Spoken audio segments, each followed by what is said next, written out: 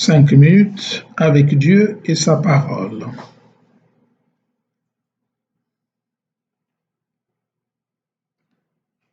Serais-ce Seigneur?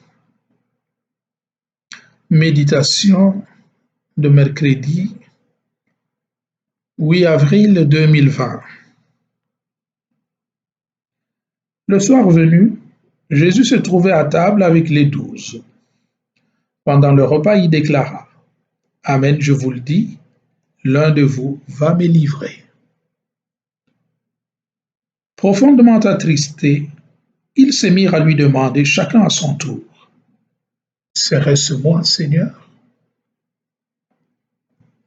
Bien-aimés dans le Seigneur, Shalom.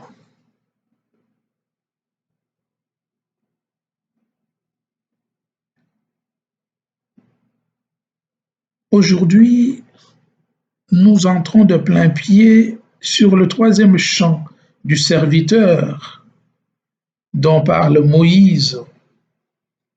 Le premier chant, nous l'avons évoqué le lundi, où le serviteur est montré comme l'élu de Dieu sur qui repose l'Esprit du Seigneur.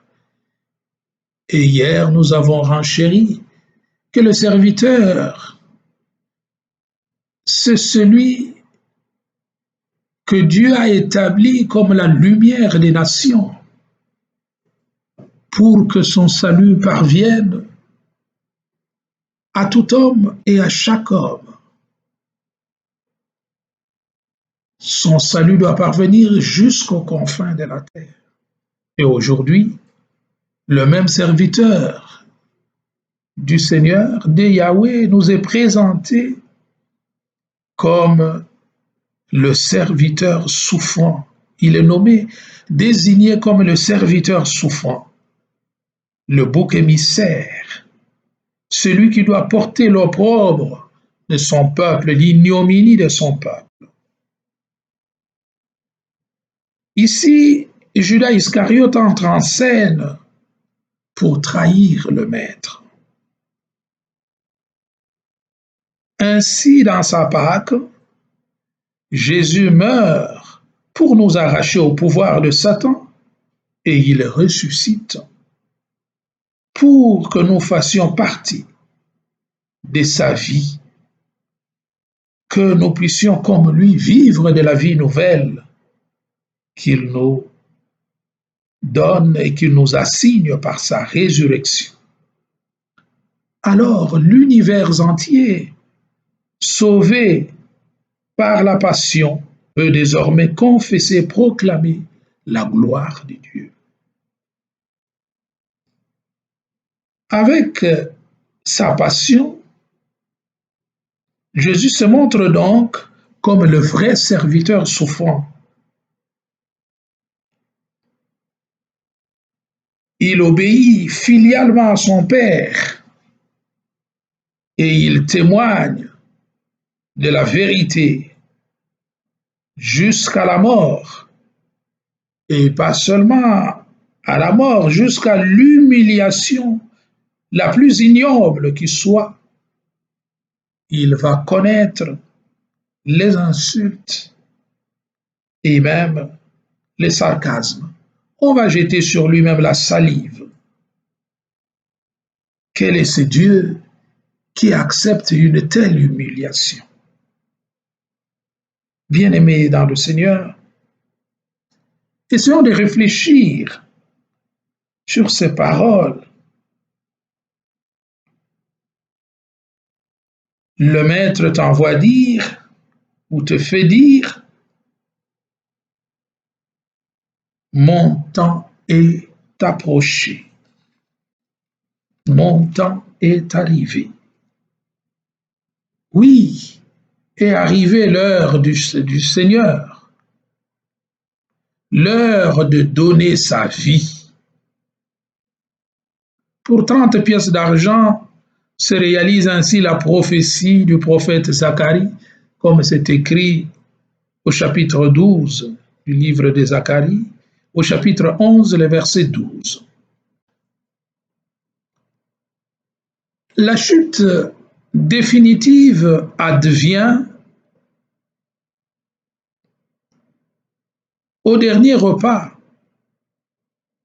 à la dernière scène, quand l'Eucharistie, appelée pain de vie, liée à la fidélité et à la sainteté, signe de communion et d'amitié entre les convives, hélas, et aujourd'hui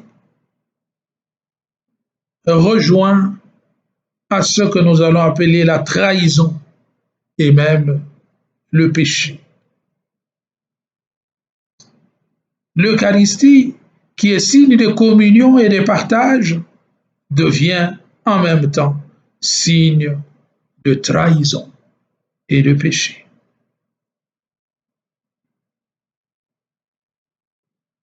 Le traître de l'ami, trahir un ami, devient une profanation, une mort. C'est le sort qu'on réserve au traître, celui qui trahit son ami, son frère. Il est considéré comme un mort, comme quelqu'un qui mérite le sort qui lui revient et la mort. Et parfois, nous nous disons comment Judas a pu faire une telle chose, comment il a pu accomplir une telle sale besogne. Mais lorsque nous pointons du doigt Judas, ou Pierre dans son reniement, ou même les apôtres qui se sont échappés, en quoi nous sommes bien différents d'eux? Sommes-nous réellement différents de Judas ou de Pierre ou des disciples qui s'enfuiront le laissant seul? Qui dans notre vie n'a pas fait l'expérience de la trahison du maître ou du reniement ou même de l'abandon simplement, de ne pas se reconnaître lui appartenir? Combien de fois ne nous sommes-nous pas comportés en hypocrite dans nos différentes relations amicales, dans nos relations fraternelles? Combien de fois n'avons-nous pas trahi nos amis, nos frères? Dans nos relations conjugales, combien de fois ne sommes-nous pas hypocrites? Nous faisons semblant de nous aimer alors que nous nous trahissons en dessous. Nous nous trahissons.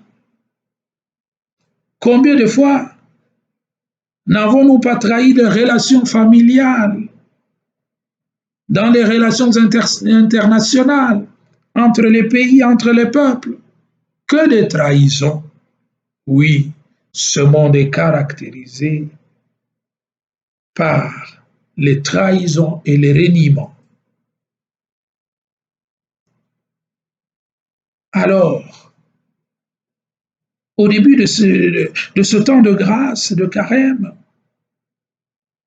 n'est-ce pas que nous nous étions résolus à nous dépouiller de nous-mêmes pour nous concentrer un peu plus sur Dieu et sur le prochain?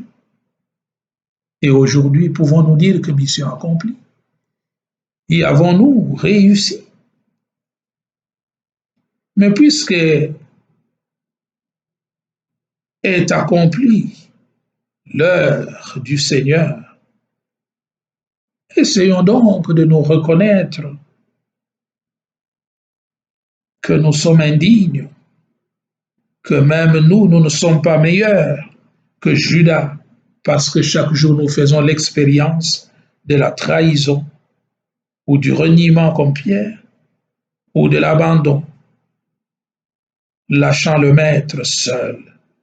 Nous faisons l'expérience donc de notre misère. Et alors, que nous faudra-t-il faire pour nous racheter? Eh bien, soyons un peu plus attentifs à l'autre et essayons de nous occuper aussi des autres, parce que tous, nous sommes en fait invités à témoigner. Témoigner d'un amour renouvelé, sans cesse renouvelé, un amour divin, un amour qui ne met pas de barrières ni de frontières entre les hommes, mais un amour qui doit établir des passerelles et des ponts entre nous.